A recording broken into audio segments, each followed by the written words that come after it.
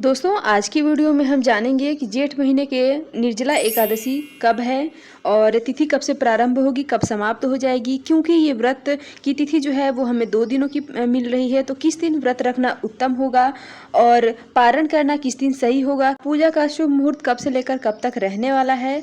और अगर 2 दिनों की एकादशी तिथि है तो ऐसे में हम तुलसी माता की पूजा या फिर तुलसी माता को हम किस तरह से जल देंगे, क्योंकि अभी जो है काफ़ी गर्मी है तो ऐसे में तुलसी माता सूख जाएंगी।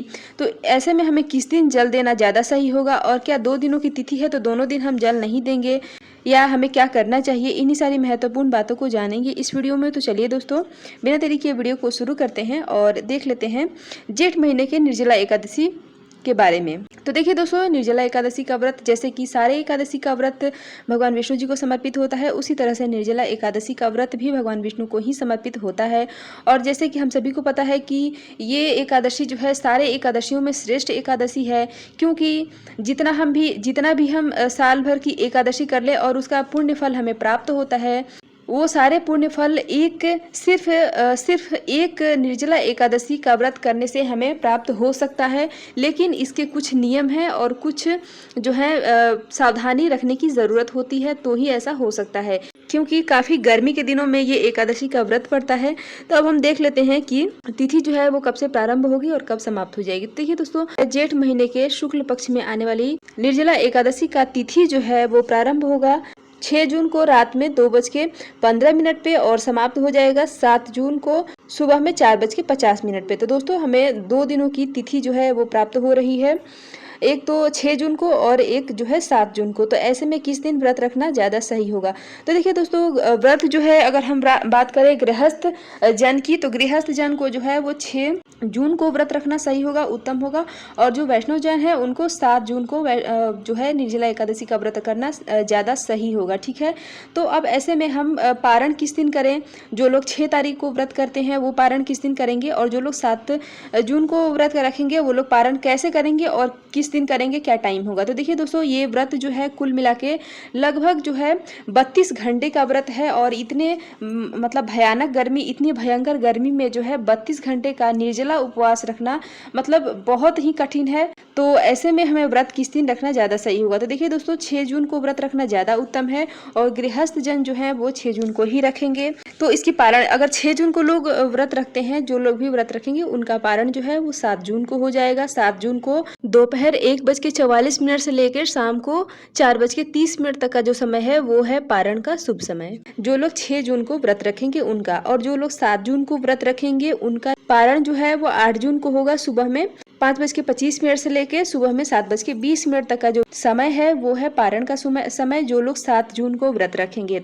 6 जून को जो है वो व्रत रखना सर्वश्रेष्ठ है, उत्तम है। और 6 जून की जो अगर हम व्रत रखते हैं वो 7 जून का उसका पारण होगा, जो कि समय है दोपहर में। तो अब क्या हमें उतना देर तक भूखे प्यासे रहना पड़ेगा।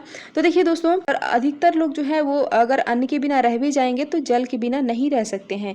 तो ऐसे में अगर आपसे दोपहर तक रहा जा सकता है तो आप 6 जून को व्रत रखें। और लेकिन अगर आपका जो है दोपहर तक मतलब बिना पानी के नहीं रह सकते हैं तो आपको 7 जून को व्रत रखना ज़्यादा सही होगा, क्योंकि 7 जून को अगर हम व्रत रखेंगे तो 8 जून को सुबह में ही पारण का समय है। तो हमें बहुत ज़्यादा देर तक उपवास यानी कि बहुत ज़्यादा देर तक प्यासे नहीं रहना पड़ेगा, ठीक है। तो अब देखिए, क्या हम अगर 6 जून को व्रत रखते हैं तो ऐसे में हम 7 जून को पारण करेंगे, तो क्या पारण का समय जो है वो दोपहर में है, तो क्या हम पारण का जो समय है उससे पहले क्या हम जल ग्रहण कर सकते हैं, क्योंकि अन्न खाएंगे तो हमारा पारण होगा, तो क्या हम जल ग्रहण कर सकते हैं। तो देखिए दोस्तों, इसका नाम ही है निर्जला एकादशी, यानी कि हम जल भी ग्रहण नहीं करेंगे, ठीक है। अन्न और फल तो दूर की बात है। तो अगर हम पारण की बात करें तो पारण में अगर जब फलाहार करके व्रत करते हैं तो हम अनाज खाते हैं तो पारण माना जाता है। उसी तरह से हम निर्जला व्रत करते हैं तो अगर हम जल पिएंगे तो उसी को पारण माना जाएगा। तो इसलिए अगर आप 6 जून को व्रत रखते हैं तो 7 जून को आपको शुभ समय पे ही पारण करना चाहिए, क्योंकि अगर ऐसा नहीं करेंगे तो आपको उसका पुण्य फलों की प्राप्ति नहीं होगी, क्योंकि हम इतना कठिन व्रत किए हैं और पुण्य फल ना मिले तो ये सही भी नहीं होगा। तो इसलिए आप क्या करें कि आप 7 जून को व्रत रख सकते हैं।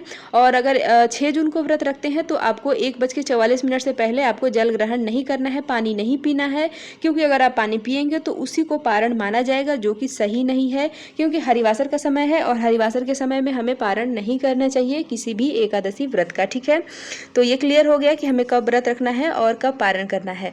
अब देखिए दोस्तों, दो तिथि है तो क्या हमें दोनों तिथि के दिन तुलसी माता में हम जल नहीं देंगे? तो देखिए दोस्तों, 2 दिन अगर है तो आपको जब भी 2 तिथि मिल जाती है तो आपको जिस दिन व्रत रखना है, यानी कि 6 जून को अगर व्रत रखेंगे तो 6 जून को ही आप तुलसी माता की पूजन नहीं करेंगे, तुलसी को तोड़ेंगे नहीं, ठीक है। बाकी आप 7 जून को कर सकते हैं, मतलब जल भी दे सकते हैं और पूजा भी कर सकते हैं। और अगर 7 जून को आप पूजा करेंगे तो आपको 6 जून को तुलसी माता की पूजन कर सकते हैं और तुलसी पत्र भी तोड़ सकते हैं, ठीक है। अब जो लोग व्रत नहीं करते हैं और सिर्फ जो है चावल को छोड़ते हैं, चावल एकादशी के दिन नहीं खाते हैं, वो लोग किस दिन चावल छोड़ेंगे?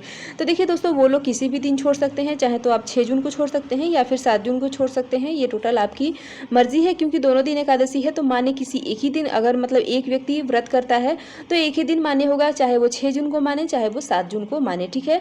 तो आप 6 जून को छोड़ सकते हैं या फिर आप 7 जून को भी छोड़ सकते हैं, ठीक है। अब दोस्तों देखिए, पूजा का शुभ मुहूर्त रहेगा सुबह में 4:36 से लेकर सुबह में 10:42 तक का जो समय है वो पूजा का शुभ मुहूर्त। इसके अलावा आप कभी भी पूजा कर सकते हैं, कोई दिक्कत नहीं है। और दोस्तों, आशा करती हूँ कि ये निर्जला एकादशी व्रत की जानकारी आपको अच्छी लगी होगी। वीडियो पसंद आया हो तो लाइक ज़रूर करें। और दोस्तों, मिलती हूँ इसी तरह से एक और नए वीडियो के साथ, तब तक के लिए हर हर महादेव।